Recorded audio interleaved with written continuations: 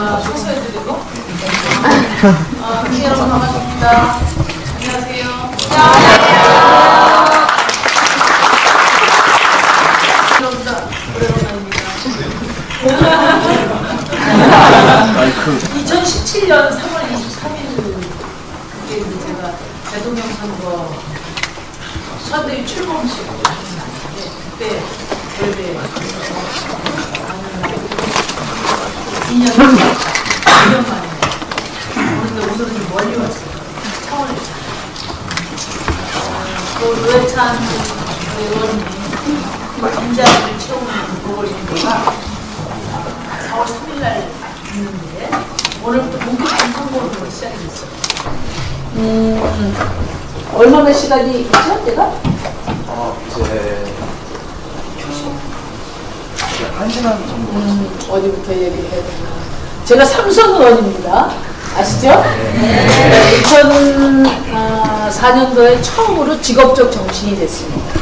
당시는 이제 민주노동당 시절인데, 민주노동당 비례대표 1번으로 제가 국회의원이 됐습니다. 그리고 지역구에서 한 번 떨어지고 2번 당선돼서 지금 삼선 의원. 그러니까 정치를, 한 15년 했는데, 적게 했다면 적은 거, 오래 했다면 오래 했을 수 있는데요. 오늘 이 선거제도 개혁이 왜 필요한가, 이것을 좀 배경 설명을 드리려면, 심상정의 이 3선의 역정을 들어보는 게 가장 효과적일 거예요. 제가 2017년에 처음으로 비례대표로 입성을 해서 4년 동안 이제 국회의원으로서 활동을 많이 했습니다. 4년 동안 활동하면서 4년 되고 나서 국회에는 이제 기자들, 출입기자들이 많잖아요. 여야 출입기자도 있고 뭐 당시 민주노동당에는 출입기자가 한 명씩 다 배정이 됐었어요. 그때만 하더라도. 이 17대 국회 4년 동안 300명 국회의원 중에 누가 제일 국회의원 활동 잘했나 이런 거를 이제 기자들이 뽑았어요.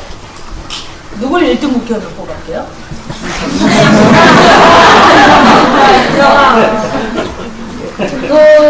그건 또 그럴 수 있다고 치는데 아마 여러분들은 뭐 국회의원들 말이지 다 바꿔야 된다 이렇게 생각하실지 모르지만 전 세계에서 국회의원 교체율이 가장 많은 나라가 우리나라예요.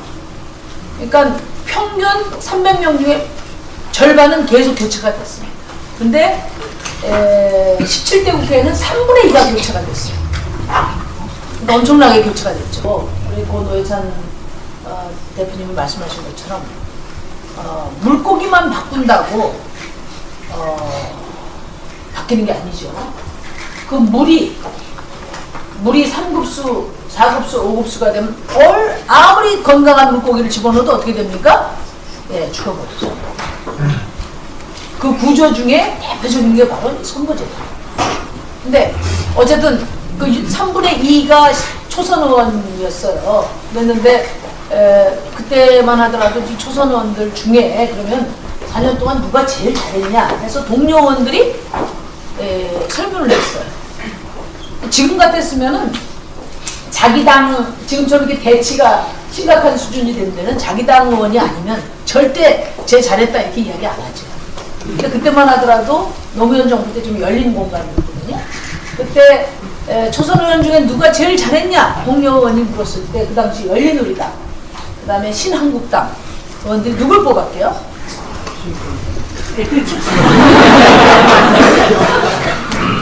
여러분 상상이 안 갈 거예요, 그죠? 그때 17대 국회의원 중에서 초선 의원 중에서 누가 제일 잘했냐 했는데 심상정을 1등으로 뽑았습니다. 이거는 지금도 저는 자부심을 가지고 다른 동료 의원들이 인정한 것이죠.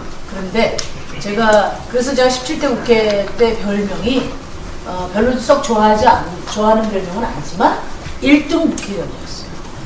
근데 제가 이 말씀을 자랑하려고 드리는 게 아니라 이 다음부터 얘기 때문에 제가 4년 동안 정치부 기자들이 제일 잘했다, 정치활동.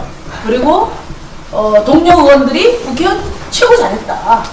이렇게 평가를 받았단 말이에요. 그리고 제가 이제 비례를 끝내고 지역구로 갔어요. 지금 현재 고양시 덕양 가는데 갔어요. 그러면 저는 어떻게 돼야 됩니까?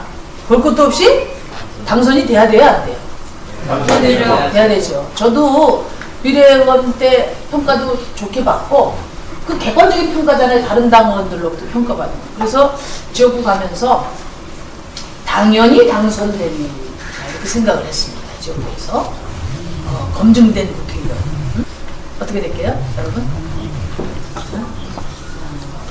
제가 똑 떨어졌죠. 그때 이제 민주당 따로 나오고 그게 신한국당인가요? 네, 신한국당으로 따로 나오고 3파전을 해가지고 제가 한 3,500개 제가 5%를 쳤어요.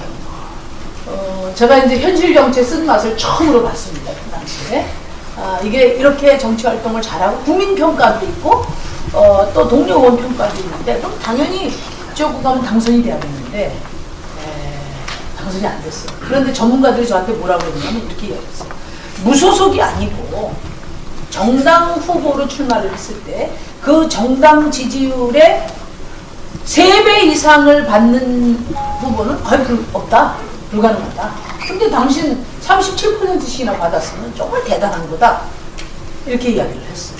그러니까 지역구에 가보니까 뭐 이 사람이 정치 활동을 잘하고 잘못하고는 나중 문제고 80%는 당만 보고 찍는 거예요. 어느 당 소속이냐 이 사람. 찍는 거예요. 나머지 20% 정도를 이 사람이 뭐 잘할 사람인지 우리 주권을 잘 대변할 사람인지 유능한 사람인지 평가하는 거. 그런데 바람이 불 때는 20%도 없어요. 그냥 막대기만 갖다가 다 되는 겁니다. 지난 지방선거가 그렇습니다. 여당 출신이면 그냥 무조건 다 당선이 돼요. 그러니까 아무리 잘해도 그때 당시에는 이제 민주노동당이 갈라져서 제가 진보신당 소속으로 선거를 쳤는데 2%였습니다. 정당 지지율. 그러니까 민주당이나 그 당시 신한국당의 후보들은 30% 40% 정당 지지율을 딛고 그 다음에 이제 경쟁을 하는 거고 저는 이제 개인 경쟁력이 있다 하더라도 저 2%니까 저 밑으로 내려가서 저 2%를 끌어올리면서 제가 다른 후보들하고 경쟁을 해야 되니까 도저히 역부족이었던 거죠. 그래서 제가 그렇게 해서 이제 첫 번째 실패를 했습니다. 정말 우리는 기성정당을 바꿔보기 위해서 새로운 정치를 하려면 새로운 길을 내야 되니까 누군가는 시도하고 누군가는 개척해야 새로운 정치가 가능하지 기득권 구조 속에 의지해서 내가 새 정치하겠다 이건 안 되잖아요. 그렇게 해서 우리가 시작을 했는데 이게 만만치 않구나. 개인이 잘한다고 되는 게 아니구나. 당을 키워내야 동시에 개인의 평가도 가능하구나 하는 것을 그때 절감했죠. 그래서 제가 이제 4년 동안 원외에 낙선 정치인으로 있다가 19대 때 이제 다시 재도전을 했습니다. 그때는 도저히 이 진보정당, 이 군소정당 후보로는 당선이 어렵다 이렇게 판단을 했죠. 그때는 저만 낙선한 게 아니라 우리 노회찬 후보는 노원구에서 낙선하고 저는 고양시에서 낙선을 했었어요. 그래서 이제 그 다음에 민주당이 한명숙 대표 체제인데 그때 야권 후보 단일화 논의가 굉장히 활발하게 진행이 됐습니다. 그래서 단독으로는 도저히 안 되는 것 같다 해서 노회찬 대표도 그렇고 저도 그렇고 후보 단일화를 해서 80대 20으로 제가 단일화를 해가지고 출마를 했습니다. 그래서 제가 이번엔 압도적으로 이길 줄 알았어요.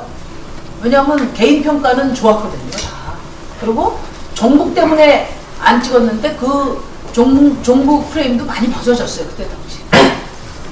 그런데 이제 민주당하고 단일화를 했으니까 힘을 합쳤으니까 압도적으로 이길 줄 알았어요. 근데 이겼게요, 졌게요? 네, 이기긴 이겼어요. 근데 180표 차이로 새벽 2시에 재검표까지 해가지고 전국 최소표 차로 제가 당선이 됐어요.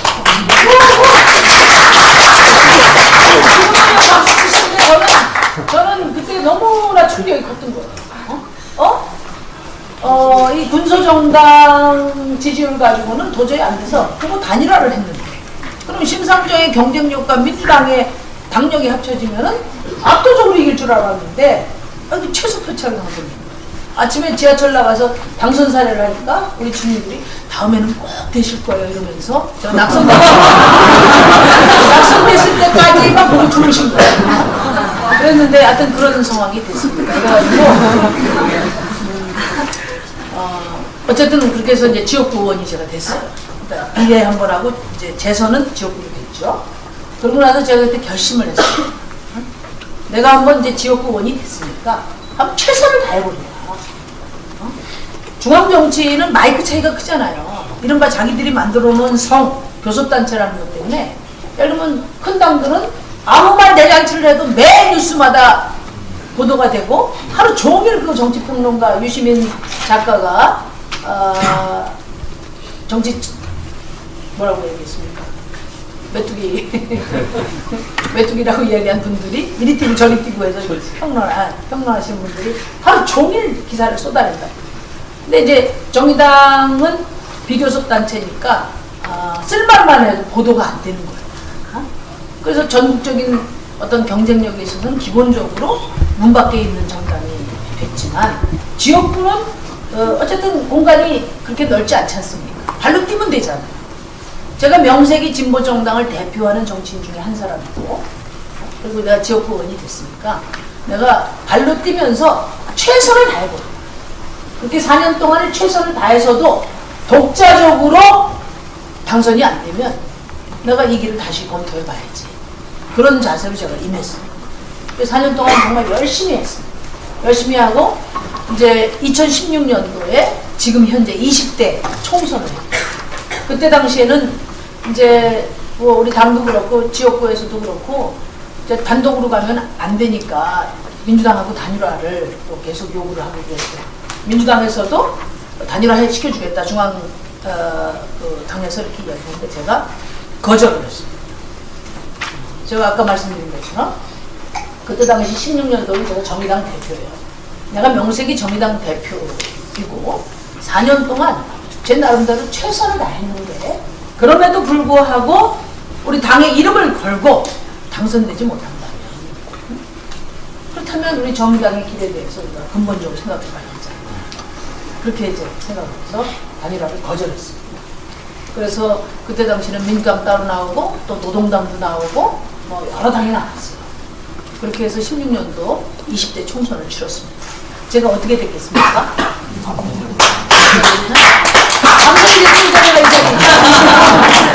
근데 우리 유권자들이 수도권 최다 득표자를 만들어주셨어요.